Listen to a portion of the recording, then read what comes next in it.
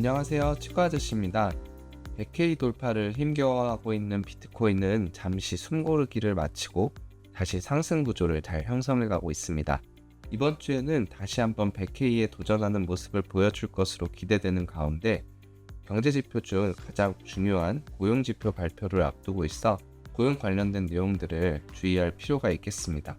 12월 첫째 주 매크로 브리핑 시작하겠습니다. 이번 주에는 고용 지표가 발표되는 한 주를 보낼 예정이며 중간중간 경기 지표들도 발표될 예정입니다. 당연히 주인공은 금요일에 있을 미국 고용보고서가 될 예정이고 이전에 발표될 노동부 JOLTS와 ADP 비농업 부문과 같은 지표들은 방향성을 참고할 수 있는 정도의 수준으로 판단할 수 있을 것 같습니다. 지난주에는 의사록에 주목해야 한다고 말씀드렸었는데 의사록의 주요 내용들을 잠시 짚어보겠습니다. 먼저 위 기사가 전반적으로 의사록의 뉘앙스를 잘 해석해 주었는데요.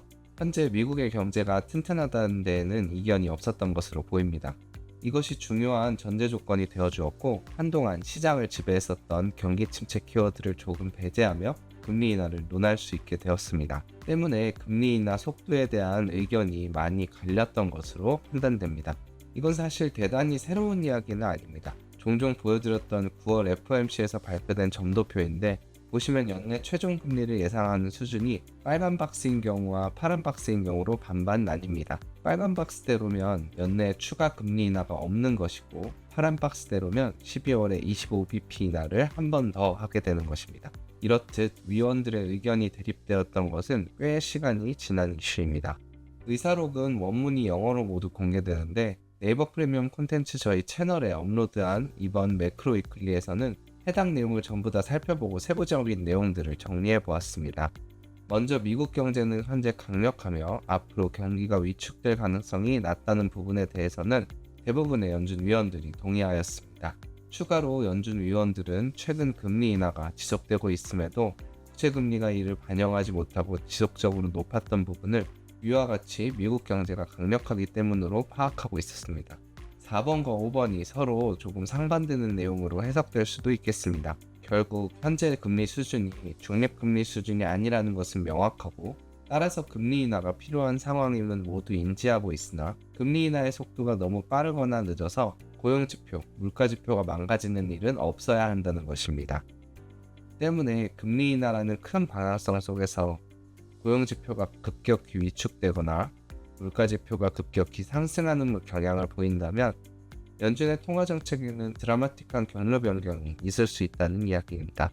이는 우리가 지속적으로 두 지표에 관심을 가져야 할 이유를 제공해 줍니다.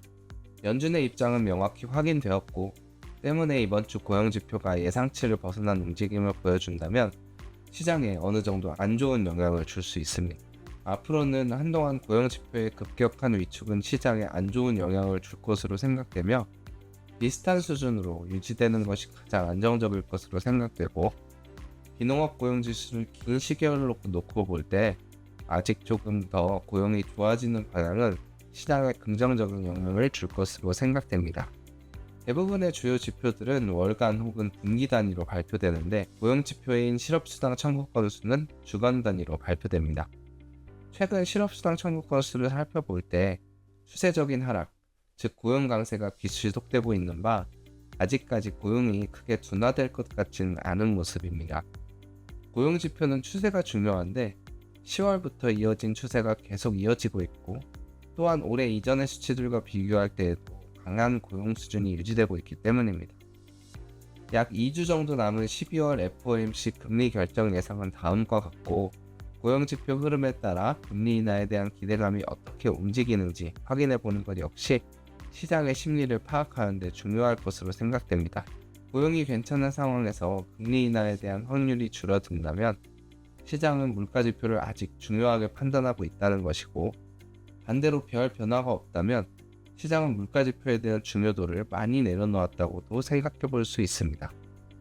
고용이 나빠졌을 때 금리 인하에 대한 기대감이 상승한다면 이는 시장이 고용지표에 관심이 많아졌다는 이야기가 될 것이고 시장에는 그리 긍정적이지 않을 것으로 생각됩니다.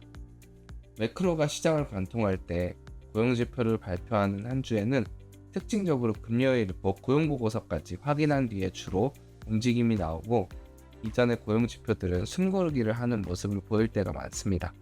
현재는 매크로의 중요성이 많이 떨어져 있는 상황이지만 언제든지 상황은 변할 수 있기에 늘 대비하시는 구독자분들 되시기를 바라겠습니다.